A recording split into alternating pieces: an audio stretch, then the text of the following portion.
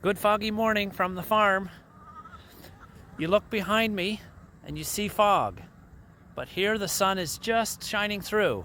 I'm up on the hill at the top of the farm where we have the pasture for chickens and cows, but as we go down into the valley, that's where the fog stays. There was a risk of frost last night, but we didn't get any, and part of the reason for that is because the fog settles in over the river down in the valley. So I'm up on top of the ridge here, but down in the valley, it's still all foggy, and that fog helps to keep the frost off.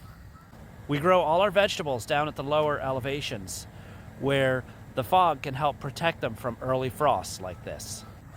There's a couple of fields, one up the river and one down the river, that are just back of the river enough that we've learned over experience that they will get an early frost, because they don't get the same kind of fog cover that we do here along the river. So we can't put things like sweet potatoes in those areas, or melons, because for melons it's a problem in the spring, for sweet potatoes it's a problem in the fall. But I think there's something quite nice and pretty about being out in the morning fog like this, when the sun is just breaking through. As you see down the field here, those are some of our chicken huts.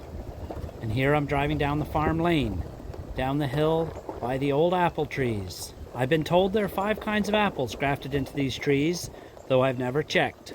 And my bird of the day is one of the birds that responded to my tape of distress calls the other day. This is an ovenbird. There were actually 2 of them. As you can see, he's really quite interested, wondering what's going on. Oh, there's a squabble. I don't know what they're squabbling about. It's nice to be able to see his bright orange crest right up over his head.